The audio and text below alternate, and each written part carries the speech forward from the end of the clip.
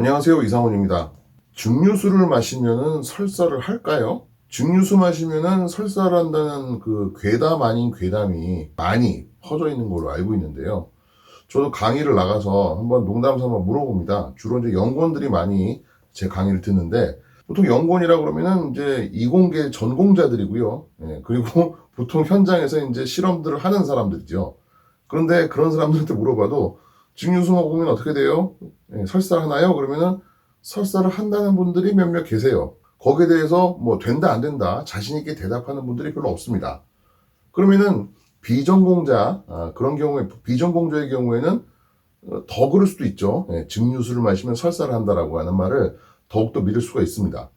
자, 증류수란 게 뭐냐 하면요, 증류를 시켜서 정제시킨 물이죠. 그러니까 물을 끓여요. 끓여가지고 이제 수증기를 발생을 시킨 다음에 수증기를 차가운 표면에서 응축을 시켜가지고 정제해낸 물을 우리가 증류수라고 얘기를 합니다.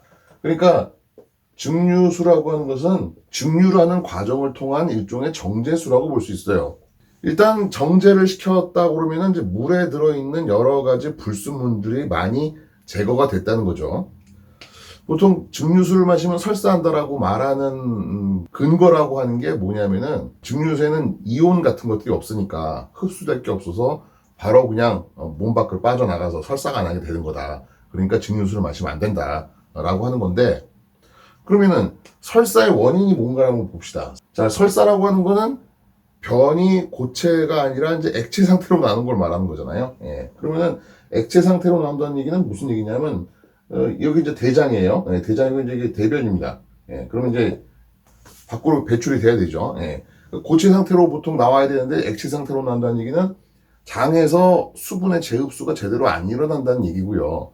자, 그러면 수분이 장으로 이렇게 재흡수가 일어나야 되는데, 재흡수가 안 일어나는 거는 일단은 장에 있는 상피세포가 제대로 기능을 못하는 경우, 그러니까 뭐 장염 같은 게 걸려가지고 그럼 거기 있는 상피세포가 뭐 염증 때문에 제대로 물을 흡수하는 기능을 못하는 경우, 그런 경우가 있을 수가 있고요. 또 하나는 이 변에 보통 이제 그 대변이 만들어지면서 어떻게 됩니까? 음식물이 우리 몸의 소화관을 지나면서 우리가 이용할 수 있는 영양소들은 우리 몸에 흡수가 되겠죠. 그러니까 위와 소장과 대장을 거치면서 영양소가 흡수가 돼야 되는데 우리 몸이 이용하지 않은 영양소가 남아있는 경우, 그러면은 여기는 어떻게 돼요? 그러면은 그거는 액체상에서 녹아있는 형태겠지만은 그러면 삼투압이 증가하겠죠. 그러니까 물을 재흡수를 하려고 하더라도 이 안에 농도가 굉장히 높은 어떤 물에 녹아있는 물질이 들어있으면은 그때는 삼투압 때문에 오히려 수분을 뺏기게 될 수가 있는 거죠. 그러니까 이제 뭐 우유를 유당분해 요소가 없는 경우, 우유를 제대로 소화를 못하는 사람들 같은 경우에는 아마도 대변에 락토스라든지 뭐 이런 이제 물에 녹아있는 상태에서 물을 갖다 끌어올 수 있는 그런 능력을 가지고 있는 그런 물질들이 많이 녹아있을 거고요. 그렇게 되면 당연히 수분의 재흡수가 제대로 안 일어나니까 설사가 날 수밖에 없는 거죠. 그래서 설사가 나는 경우가 있을 수가 있고요. 또 하나는 아주 자극적인 음식을 먹는 경우, 그러니까 매운 뭐 고추라든지, 그죠? 아주 매운 음식을 먹으면 마찬가지로 설사가 날 수가 있어요. 왜 그러냐면은 자극적인 성분이 이 대장을 지나게 되면은 상피세포가 그 자극적인 성분을 어떻게든지 좀 그 자극을 좀 떨어뜨리기 위해서 물을 분비를 하게 됩니다. 그러니까 상피세포가 물을 흡수를 해야 되는데 물을 이제 어쩔 수 없이 분비를 하는 거죠. 자극성 있는 물질 때문에. 그러니까 그런 경우도 마찬가지로 설사가 일어나죠. 그래서 설사가 일어나는 여러 가지 원인들을 아무리 생각을 해봐도 깨끗한 물이 들어가 있다, 아무런 이온이라든지 아무런 불순물이 없는 깨끗한 물이 들어갔다고 해서 그걸로 인해서 설사가 유발된다는 어떤 과학적인 증거가 하나도 없어요. 실제로도 증류수를 아무리 마셔도요, 설사는 안 일어납니다. 근데 이런 게 왜, 이런 괴담이 왜 퍼졌을까? 그건 아마 이런 것 때문에 그러지 않았나 생각이 들어요. 뭐냐면은, 제가 이제 그 뭐 학원 강사를 잠깐 한 적이 있었는데, 학원 강사를 하면서도 좀 학생들한테 과학에 대한 어떤 좀 이렇게 재미를 느끼게 해주려고 가끔가다 이제 이렇게 실험을 좀 시킨 적이 있습니다. 그러면은 실험실에서 있던 뭐 배지라든지 미생물 배지라든지 뭐 이런 것들 가져가다 좀 보여준 적도 있고요. 아니면 간단하게 뭐 이제 비커나 뭐 가져가서 좀 실험을 앞에서 보여준 적도 있고 그러는데, 특히 이제 초등학교, 중학교 정도 되면은 실험을 할 때 보면은 이게 먹으면 죽는다 뭐 이런 게 아니면은 보면 학생들이 이렇게 자꾸 먹으려고 그래요. 예.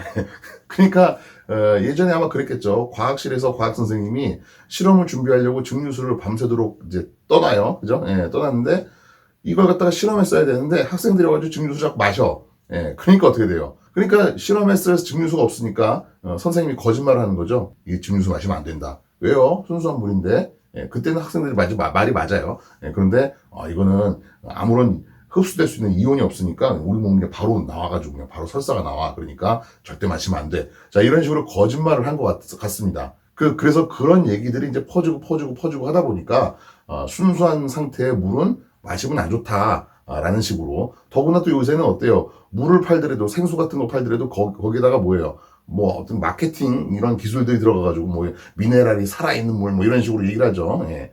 미네랄이 많으면은 아니 미네랄을 물을 통해서만 흡수할 수 있는 것도 아니고요. 그죠? 예.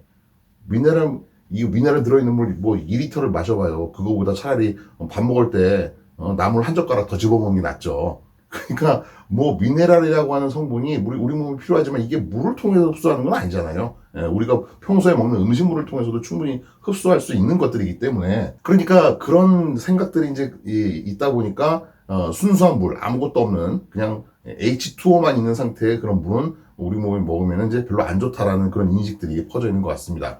사실은 그렇지가 않죠. 예, 아무리 먹어도 상관이 없어요.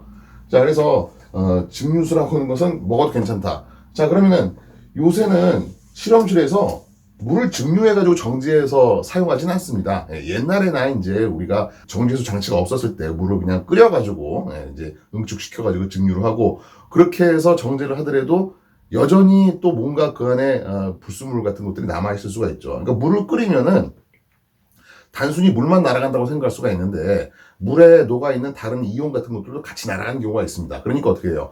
한 번 하는 게 아니라 두 번 증류하고 세 번 증류하고 그죠? 예. 그러다 보니까 이제 뭐 1차 증류수, 2차 증류수, 3차 증류수 뭐 이런 식으로 얘기가 나오는데 사실 지금 뭐 실험실에서 뭐 흔히 3차 증류수라고 말하는 건 실제로 3차를 증류해서 만든 건 아니고요.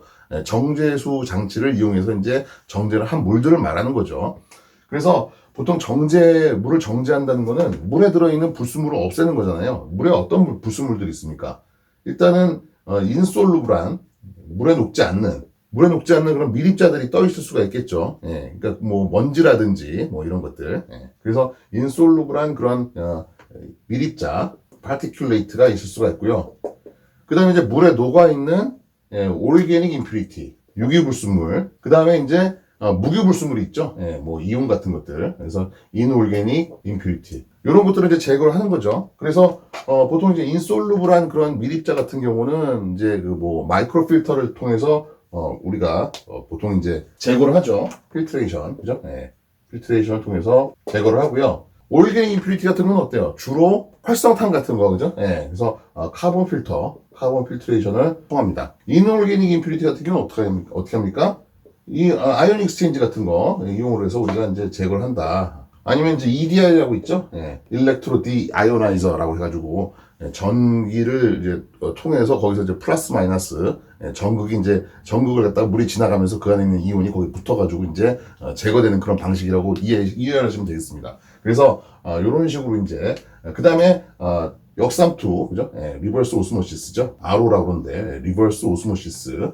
그러니까 물만 통과할 수 있는 그런 이제 아주 멤브레인, 세미 퍼미어블 멤브레인을 통해서 압력을 강하게 줘가지고 이제 여과라는 방식, 그죠? 그래서 요런 보통 마이크로 필트레이션, 카본 흡착, 그 다음에 아이온 익스체인지, 그 다음에 리버스 오스모시스 이런 것들을 이용해서 이제 물을 순차적으로 정제를 합니다. 그래서 만들어진 것들이 보통 이제 정제수다 이렇게 얘기를 하고요.